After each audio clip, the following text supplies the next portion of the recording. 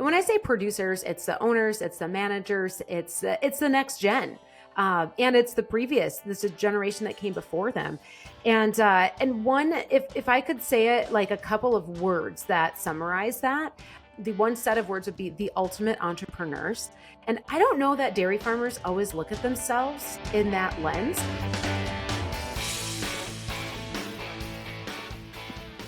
Welcome to the Hoards Dairyman podcast. Today's guest is usually on the other side of the microphone, having spent her career interviewing dairy producers across the country. She grew up on a Wisconsin dairy farm and attended the University of Wisconsin-Madison, where her love of journalism grew. After spending years as a dairy editor, she saw that as dairies grew, owners and managers struggled to make the transition from managing cows to managing people and business. This drove her to found Uplevel Dairy. As a dairy media entrepreneur, she has released nearly 300 podcast episodes. We are very excited to welcome Peggy Coffeen to the podcast today. Peggy, thank you so much for joining us today. And I should also add that I am lucky enough to have known you for quite some time, going back to our days at UW-Madison and before that in junior Holstein activities. Oh, well, thank you so much for that welcome, Kylene. And I have to give that back to you because you were just a few years ahead of me. And so what that means is that you were one of those people that I got to look up to as I was growing up, especially in junior Holsteins and just watching you on your own path and your own journey. And I got to be one of those people that had you as a role model and as a person that had gone before me. And so what a blessing and honor it is to be able to have this conversation with you here today, Kylene. Oh, thanks, Peggy. For our listeners, can you share your journey into the dairy industry and what inspired you to start Uplevel Dairy? Yeah, absolutely. And so you touched on it a little bit, Kylene, but I grew up on a small dairy farm in southern Wisconsin and, literally grew up like a lot of others, I think, in the industry too, in the barn, right? Like in a playpen in the back of the barn while mom and dad milked cows. And it just was always something that was part of life. And I loved everything about growing up and being hands-on the farm. But the thing that really set a trajectory for my path in retrospect were the doors that opened through groups like FFA and the Junior Holstein Association and 4-H. And that was where I found my spot in my voice as someone that was, could take my love for writing and also speaking and be able to utilize that. And so I was, I guess looking back, I was probably that dorky kid that loved to, read, that entered every speaking contest that they could find and every writing contest. And so funny story, lifelong journalist, right? My parents were thrilled because I always loved to write, and I used to write in these essay contests. And so when I was a young 4-H'er, I won a goat with an essay contest. I won a rabbit in an essay contest. And it just kind of set this path for me where I could see like, wow, I can take the things that I enjoy and that I, think I'm kind of, doing all right at. And it opens up these pathways and these doors that I had never even expected. And so, eventually the goats and the rabbits grew into opportunities and trips and travel to compete in state and national contests with, writing and with speaking.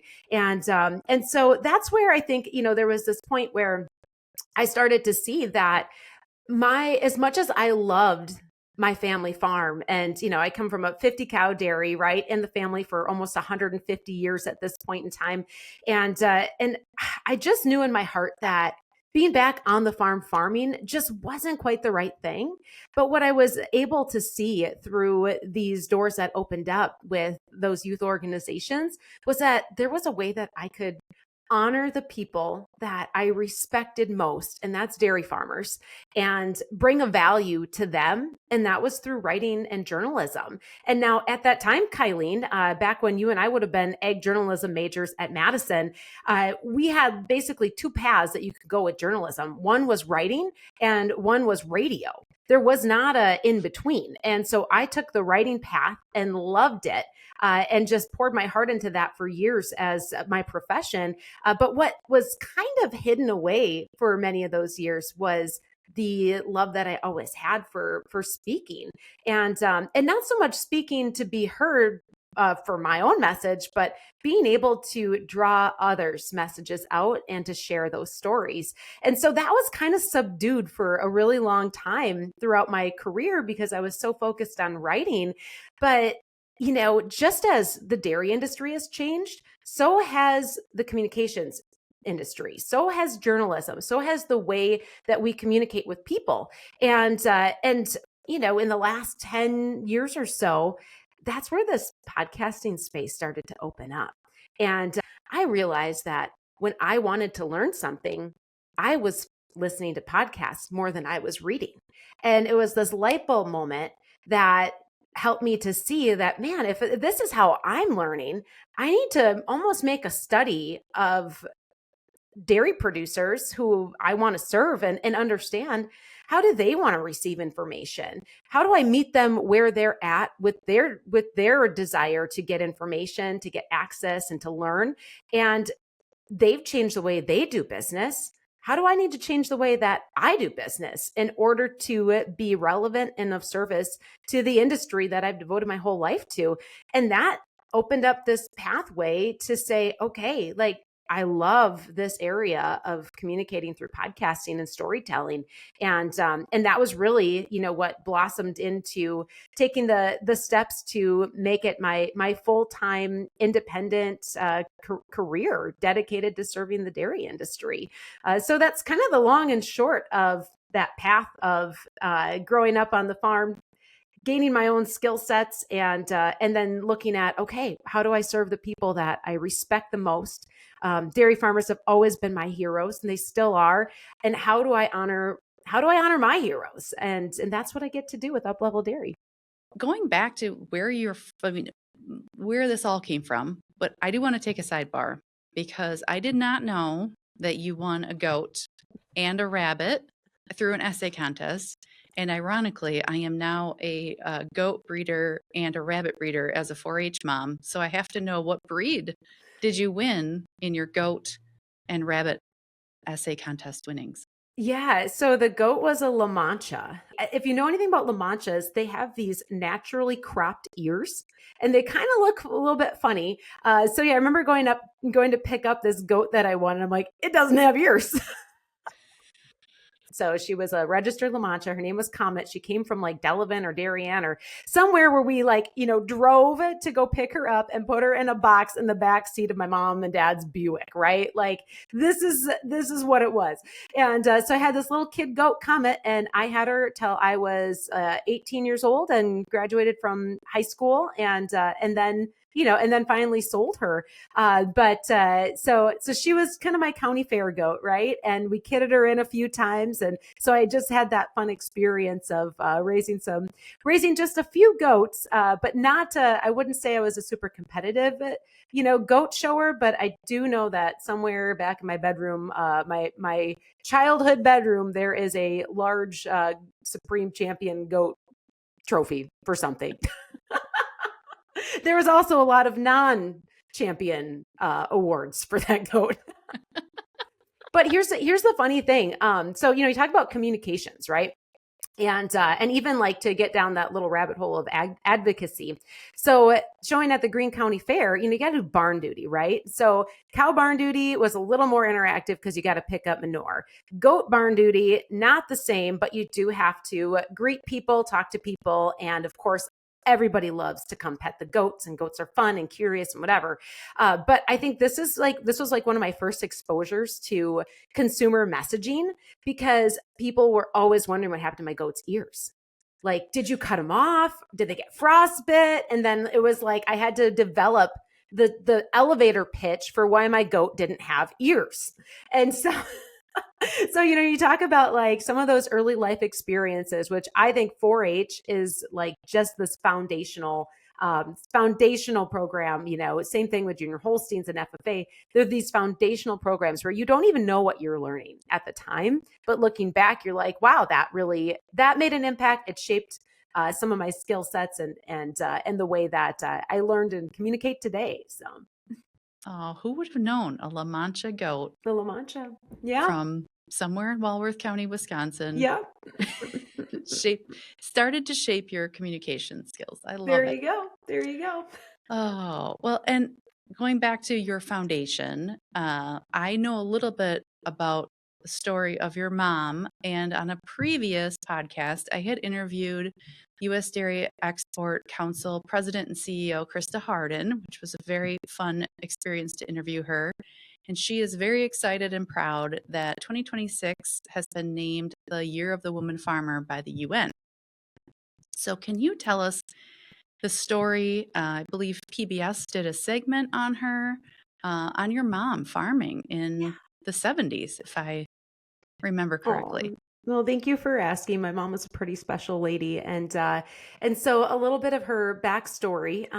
So my mom was the middle of five girls, and when she was really young, like 9 years old, her dad passed away from cancer, and so that left my grandmother and a bunch of daughters, alone and widowed and with this farm, and my mom at a really young age, like she basically made it her life's mission that that farm would always be in their family and her mother as well. And as you can imagine, like, at this point, we're talking like the 1950s.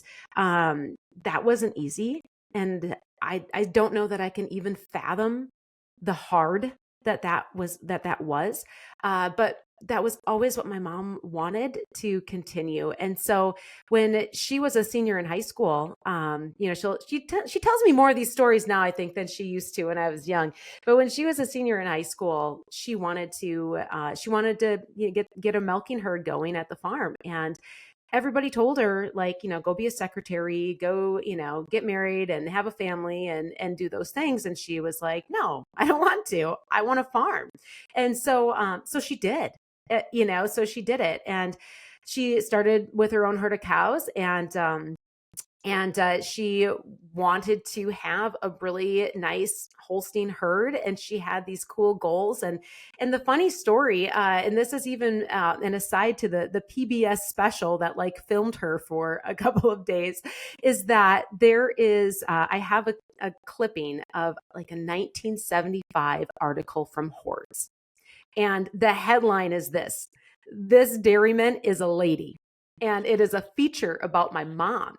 And it just talks, it asks her questions about what it's been like to, be this like woman farmer in a time when people didn't do that.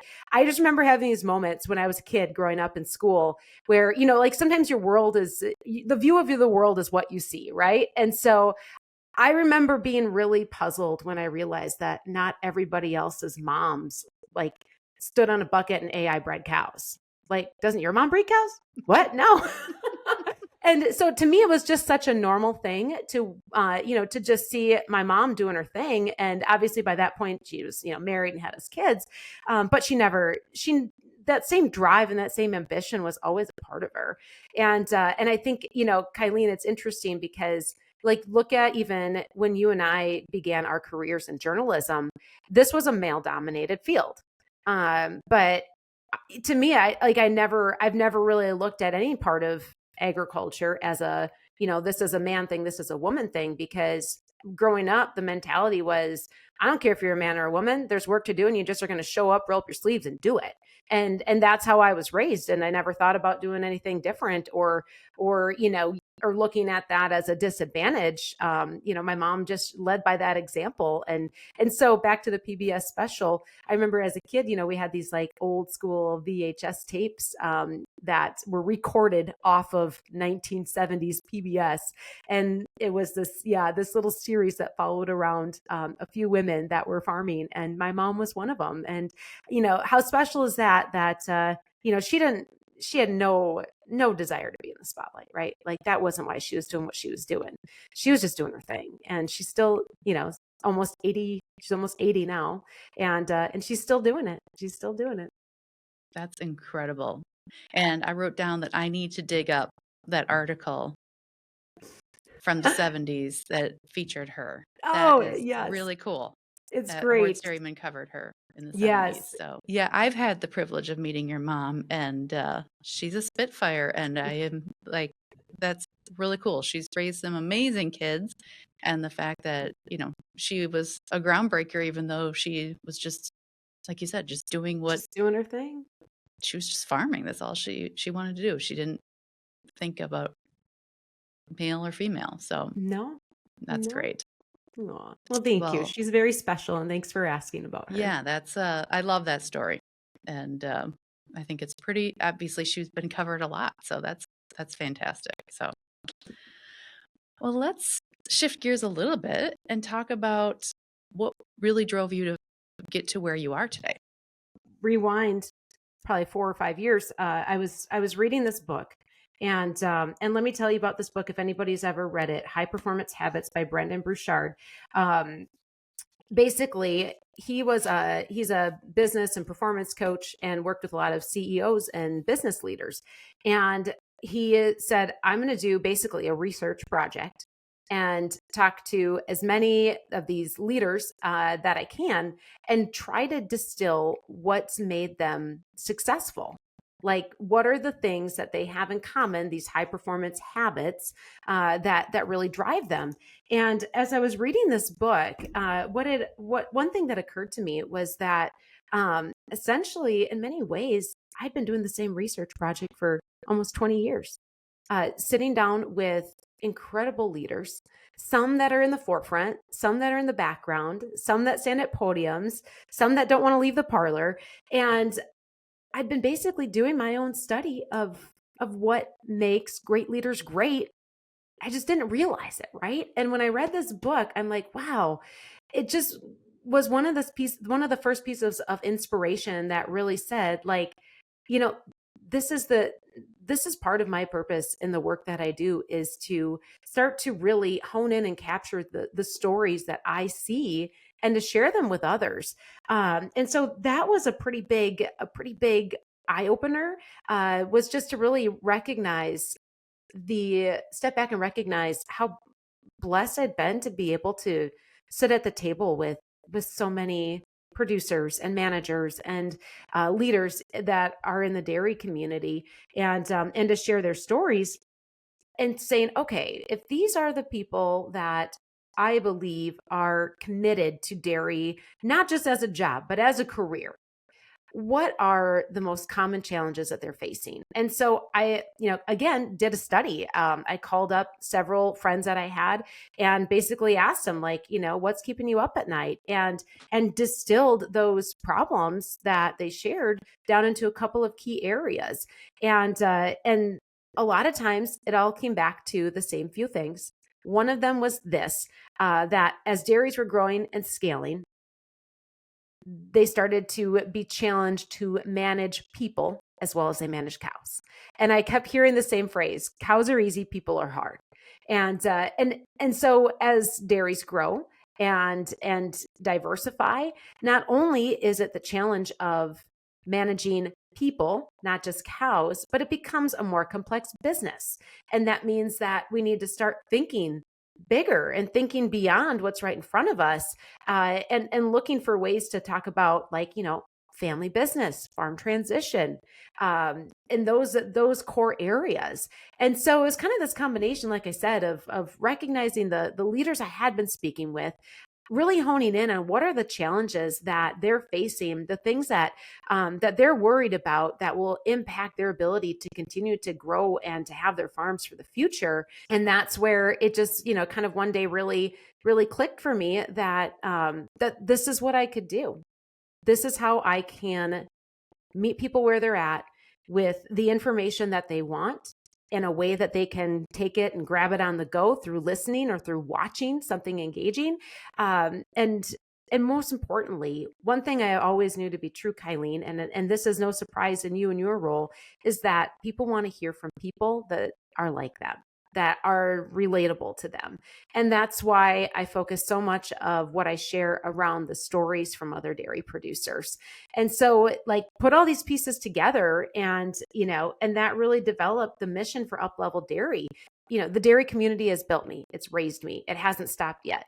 And this is how I do my little part with the couple of skills I have to try to give back to it. Oh, that's fantastic. And that people want to hear from people that are in similar situations to them. I mean, could not agree more. If you look at the success of social media groups, people just wanting to hear and gain information from those and, you know, just connect is really what Yeah. they want to do. Yeah, that word there is so key, Kylene, connect. And so sometimes it's connecting people to information. Sometimes it's connecting those stories. Sometimes it's connecting people to each other and creating the spaces and the places to do that. That's very true. I mean, and I think of things that the roundtables that we have that people Yeah. just love to hear from dairies across the country. Just what are other people doing? So, on that vein, you've interviewed so many amazing people that are making a difference locally, nationally, globally. What's been a theme that you hear through interviews that you've done, as well as, the characteristics? I mean, your book really distilled that all down that you talked about, but what have you seen from those individuals? What has Peggy seen? Oh, yeah. So, there's a few things that really come up, Kylene, in what I see in dairy producers. And when I say producers, it's the owners, it's the managers, it's the next gen. And it's this is generation that came before them. And one, if I could say it like a couple of words that summarize that, um, one would be the one set of words would be the ultimate entrepreneurs. And I don't know that dairy farmers always look at themselves in that lens. But as someone that had to teach myself a lot about running a business and starting a business, I dug into a lot of entrepreneurial resources. Like that's what I've been listening to for the last 5 years is entrepreneurial podcasts and things like that. And like these light bulb moments just come up where I'm like, this is what dairy farmers have been doing for years. You're constantly looking at, how do they need to shape their business, evolve. Sometimes it's growing and scaling. Sometimes sometimes it's pulling back. Sometimes it's staying steady, but always grounded in a vision, right? A vision for the future and an impact. And that ultimate entrepreneur is what the dairy farmer is to me. And I see it more and more clearly every day, especially because now dairies are, as we really look at how dairies have diversified. The cool thing about the industry, I think, is that if you have a passion and a desire to dairy, there are so many ways to do it. And it's a matter of looking at, like, where are you located? What's your market? What are your resources? And what's your desire? And figuring out how to make all of those things match. And that's what I believe dairy producers are so good at is doing that and using that to drive their businesses forward. But many at the core of that, it's family, right? And that's the other commonality is, so many of the producers that you and I both talk to are just really grounded and rooted in family and some very traditional values. And it's an interesting dichotomy. And maybe you see this too, that as much as we talk about innovation and adaptability and change and all of these things that we need to be able to move forward, it's those that stay the most true to their core values. Like that I think is just one of the most beautiful things. And what are some of those core values that I've heard and that I can kind of distill down? I would sum it up in three: resilience, gratitude, and just plain old hard work. And so that resilience thing, it's the fail fast mentality. And I can think of, so many stories that producers have shared. And, one of them in particular was a Dutchman from Ohio I interviewed, I don't know, sometime in the last couple of years, Tony Goldstein. And he just had such a powerful story of what it was like to immigrate from the Netherlands and also battles cancer and some major health things, and just challenge after challenge. And yet, like, just this belief that it was all going to work out. And I've heard so many others share similar stories of that resilience of, of just believing. And obviously, with that belief comes the hard work, because you can't just believe, you got to do the work. And one of the conversations that really rings true on that topic, I have had the incredible honor of, actually several times getting to visit with the McCarty family, from originally from Pennsylvania, now in Kansas. And I remember I've been out to the dairy, interviewed them there, interviewed them again for the World Dairy Expo Recognition Awards this year. And Ken McCarty specifically talking about, you just can't get around hard work. Like, you got to work hard, and working hard looks a little bit different, I think, for the generation that is, that is coming up right now than it was for you and me, Kylene, or for our parents and those that came before us. But at the end of the day, like, there is no way around putting in the time, putting in the hours, working until you can't keep your eyeballs open. Like, there is no way around hard work. And it doesn't matter if you're farming or if you are taking that same concept and applying it to whatever you're passionate about. And I know you do the same thing, and I try to take that with me too, that hard work. And then that third piece is the gratitude piece. And that is one of the most beautiful things that I hear from producers that I just have so much respect for and see as successful. And it's truly that they are deeply grateful for all they have and for what God's given them, and take it extremely seriously that they have a responsibility to share that with others. And whether that is through providing jobs in a community, whether it's through giving back in various ways, and whether it's just through the way that they treat their team members and show that appreciation and respect. But it's this humble level of gratitude that I think is what I see in common. But it's also the thing that when I get to connect with people on that level, it just reminds me of why I do what I do. To draw that out and to show that side, because that's the soft side, right? Like, we talk about a lot of hard things, and that's the softer side, and it's there underneath all that hard and the callous of hard work and tough times and all of that we build up. There is a softness of humility and gratitude that's at the core of so many of our dairy farming people. That's a really great point. And I think about, what our columnists have written and things like that, where there's a lot you can control, but also in farming, there's a lot you can't control. And I think that goes back to your gratitude. You can't, there's the weather, the markets, there's so many components that, you're grateful for having the ability to be under control and also not in control. So I think that's I really like that word gratitude. I guess I will say that that's a good summary. Oh, well, thank you. Yeah. And I see it, right? I see it in people, and it warms my heart. Like I said, it reminds me of why I do what I do. That's fantastic. You did state a dairyable fact earlier, and I would love to talk to the audience about your dairyable coaching and experience. Well, maybe let's go all the way back to your dairyable experience, and then what drove you to become a coach, and as a matter of fact, a coach of a national winning team at Junior Holstein Convention in 2025. So walk us through your Dairy Bowl story. That's thank you for asking. And Dairy Bowl is I always tongue in cheek joke, it's my favorite competitive sport. But truly, Dairy Quiz Bowl, the programs that the Junior Holstein Association runs, really the Holstein Foundation at the core of that. Dairy Quiz Bowl was something that I got into when I was a kid. I remember being about 12 years old, and we had the most incredible leader, Marcy McCullough.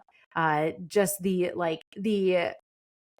the salt of the earth, like picture of the ultimate farm woman, right? Like just that ability. I mean, she could like sew it. She always made the best baked goods. Like she raised, 5 kids on the farm. Like she was just the quintessential like super farm mom, right?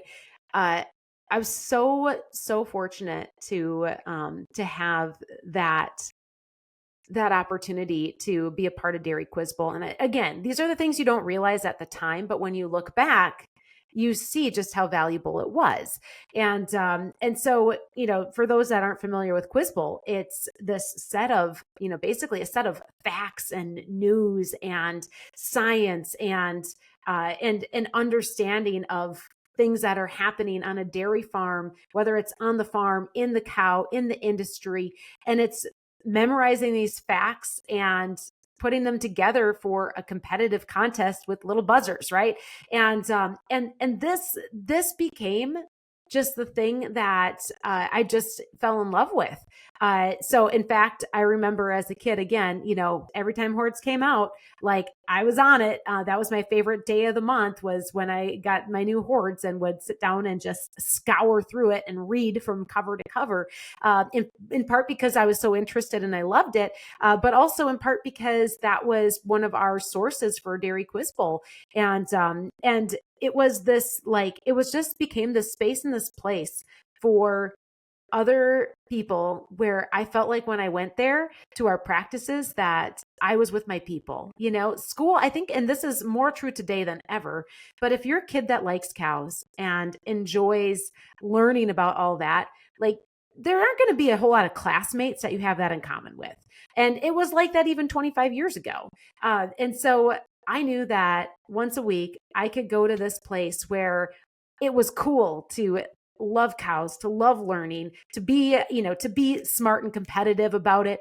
And that's what Quiz Bowl created, was this opportunity to learn, to grow, and to work with these other young women.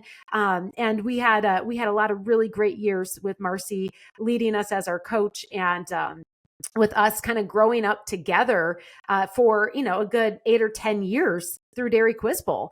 And, we were really fortunate too, that I would say the icing on the cake for the end of our Dairy Bowl years was when we were a national winning team. And I don't know, I couldn't tell you what year because it was so long ago, but that was, it was less about the win and more about the journey. Right. And looking back, Dairy Bowl was this foundational program for me. And I got to a point where I realized that it was time for me to give back in the same way that Marcy and others had poured into me. And so rewind about 10 or 12 years. So we have 4 kids. My husband and I, Kevin, have 4 kids, 2 older kids and 2 younger kids. So at the time, our big kids were probably about 12 and 14 years old or so. And I remember very specifically being about like 7 months pregnant with the first of our little boys. I gathered up Colton and McKenna and 2 neighbor kids, like literally around the kitchen table. And we're like, we're going to do Dairy Bowl. And we went to our first convention. Carter made his first convention appearance at 6 weeks old. And that year, he's now 11. At that time, we actually had no junior Holstein program. We actually don't even have our adult association in our county. So basically, I started from nothing. 4 kids at the kitchen table, and started to pluck a few others in along the way to join us. So what that grew into has been now. Last year we took 7 teams from our county to our state convention. So that was a couple of rookie teams, a few junior teams, and a couple of senior teams. We'll be right around, 6 teams again this year. We have to, kind of co-op a few for to give everybody the opportunity to be on a team. So some of them, we combine some counties and things like that to make that all possible for everybody to compete. But yeah, so we've been able to grow a program in our county that gives these kids an opportunity to, basically, like, I just want them to have what I had. And that was a safe space for them to be themselves and to be all in on loving everything dairy and be with other kids that loved it too. So this is 10 or 12 years now that I've been doing this in Brown County, and as a coach. And it's not just me. We've really developed a program that includes other coaches. Dairy Bowl, as much as it's been about the kids and their achievements, just the opportunity to bring people into their lives like Annette has been a blessing. And the same thing is extended on. We have a coaching team now. I have 2 other individuals that we divvy up our coaching duties because it does take a village. It definitely takes a village. But we all have the common goal. And as much as it's about a culture of competition and winning, and, that's the fun part. What I really hope is that we are instilling a love for the journey in the kids, a love for the journey of growing and learning and building up their little arsenals of dairy knowledge. And I hope that we're setting them up to be successful in their careers in the future. And in fact, as much as it's been so rewarding, right, to see the kids do well, but the real rewards that I see now after doing this for a long time are in the kids that have graduated and are now in their own careers, and including my own kids, our 2 older kids that are both working careers in the dairy industry. I won't say Dairy Bowl did that for them, but it certainly helped to shape them and connect them to the industry. They wouldn't have had to choose dairy, but they did. And to me, that is so rewarding to see the impact on these young people and how it shapes not just their time as a youth, but their young professional careers too. You have a huge arsenal of kids. So tell me, as you've grown this, are you getting kids that are from non-ag backgrounds? I mean, for those listening that aren't familiar with Brown County, it's really extended Green Bay. Yeah. You're getting to be, pretty city creep is happening. And you're really giving these kids an opportunity to understand, the big dairy areas that are surrounding you in the Fox Valley area. Yeah, it's interesting, Kylene. I do get a few kids that did not come from farms. There's a couple of them, but I would actually challenge, the perspective on this to be to look at the way that it serves dairy kids to open their eyes to the opportunities and a global view. And that's what I believe that Quiz Bowl does, because of the content that we talk about, because of the sources that we're bringing to these kids and exposing them to. And this, I think, is so critical to setting up the next generation, whether they're on a farm or in the industry. But you know what serves even a greater purpose? Those that have the knowledge and the heart and the understanding and go on to be outside of the industry, because they will take that with them and they will share it with others in a totally different way that can have an incredible impact on its own. And I think that's where I just find this renewed purpose for what we're doing and developing these youth through Quiz Bowl and through Holstein Association programs. And I say that 4-H and FFA too, right? Like, bring them all in together here. But we have to do it for the future of the industry. It's our responsibility to pour what we can into these kids and set them up for their futures. So that's a bigger picture. Like, I love winning. I love competing. That's so fun. But there is truly a bigger picture and a bigger purpose with what we're doing to develop these kids. There is no energy like the kids coming out of Dairy Bowl contests. I mean, their nerves that they have, but also when they're done, the energy. I mean, I just think it's really fun for anybody who hasn't experienced a Dairy Bowl contest at, like you said, 4-H, FFA, breed associations. It's hard to beat. Yeah. And I'll add one thing to that, Kylene, is, you talk about that energy and the nerves, and as a kid, I remember just being an incredibly nervous kid, like incredibly nervous. And and again, when I look at the kids that I get to coach, that I'm just so lucky to have them in my life, right? I feel that one of my other responsibilities to them is to teach them how to still their nerves, calm their minds so that they can perform at their best. And that is something that I've had to develop, and, as an adult. And it's a gift that I want to give to the kids that I coach is just some basic practices for envisioning, for focusing, for setting goals as a team, and for being able to kind of, ground themselves when they're feeling nervous. As a coach, there have been times when I have really, stepped back and said, like, how the heck do I do this? Right? Like, I have these incredible kids. They're so bright. They're so driven.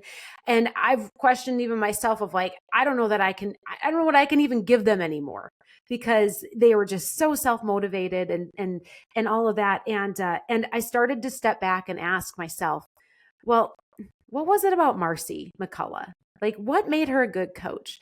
And it wasn't that she ever gave this like, like big speech, or like, she wasn't like a Vince Lombardi coach, right? But this is what she was. She was extremely consistent and had high expectations, and she created the environment for us to succeed. So she gave us the tools. She created the schedule. She created the space, the environment, and it allowed us to do the work. And I realized that as a coach, like, that's my job. It's not necessarily to be the Vince Lombardi, right? It's about consistently providing the space and the place and the opportunity. And Marcy gave that gift to me and the three other girls that I got to work with and got to grow close with over those years. I just look at it as this like generational mentorship. Like, she mentors me, I mentor these kids, and these kids are mentoring. They're already mentoring those that are coming up in our group. And that's where this magic happens. I don't know that it happens anywhere else besides in the dairy industry, because we are so passionate in a way that's unexplainable at times about things like this. But just that ability to, to just keep giving back. I'm inspired by her. I'm inspired by Marcy. Like, I'm not special. I'm not doing anything special. I'm just trying to take what I've learned from them and do it for somebody else. And that's what coaching is. That's where the motivation comes from, is that too. And Janina always shares this quote with me. It says, the purpose of life is to find your gift. The meaning of life is to give it away. And those are words that have stuck with me, and they come as true in coaching as anything else that we do. That's a really incredible quote. That's fantastic.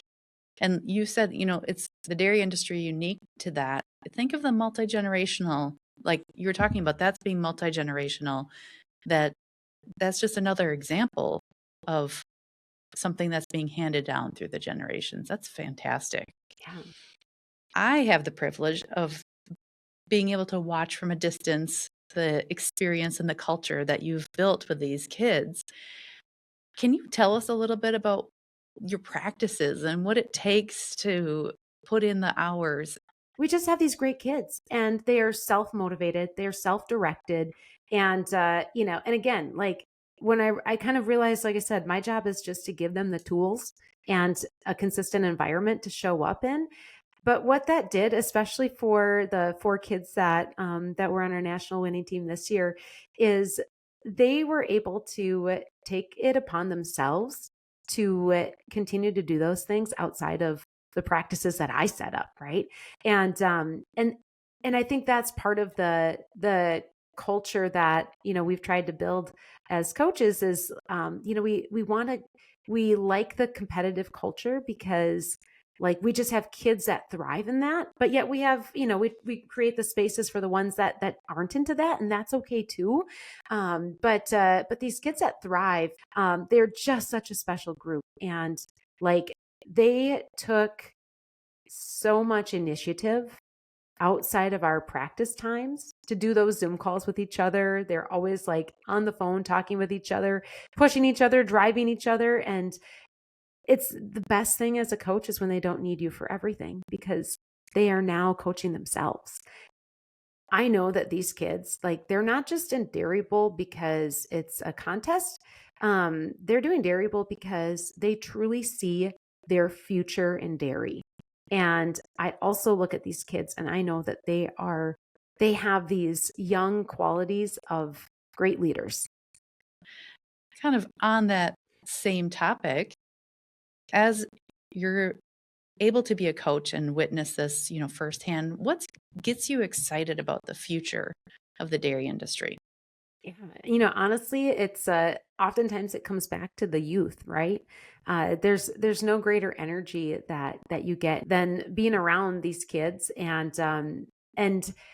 to me, it's the light bulb moments of watching them learn, where all of a sudden they're able to connect the dots. And again, like, Dairy Bowl is just a place where I get to see it happen. I get to see kids that, we've been studying these questions, and then they struggled maybe with this one, and all of a sudden in the contest they buzz in and they get it, and I'm like, oh my gosh, like, that's so great. Or it's the shy kid. It's the shy kid that, suddenly buzzes in, or I see them being, interactive with other kids in the group. And like, that to me is what gets me excited about the future, is when I see it in the faces of these young kids. And they really are the future of the industry, right? Like, we have our role, and we got to keep serving them and pouring into them. But most importantly, we have to be the examples in our own life, right? Like we have to look at, how can we continue to challenge ourselves? How can we continue to grow and learn, just like the dairy farmers that we serve do, and recognize that that they're watching us, and that it's our responsibility to do that. But yeah, it's the youth, right? It's the youth and the kids that I think really light my fire for these things. Yeah, I think the future is in good hands. So. Yes. Well, Peggy, I want to say thank you so much for joining us today.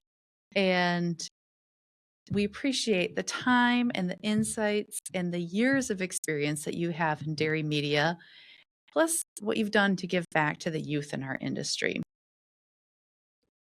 Thank you. Well, you have been listening to Peggy Coffeen, founder and host of Uplevel Dairy podcast and coach of a successful Dairy Bowl team. If you want to be the first to catch these conversations, make sure you're following us on YouTube or your favorite podcast player so you don't miss a beat. And if this episode added value for you, send it to someone who'd appreciate it too. Thank you for listening to the Hoards Dairyman podcast. Follow us on Apple Podcasts, Spotify, or your favorite podcast app. And don't forget to like and subscribe on YouTube. See you next time.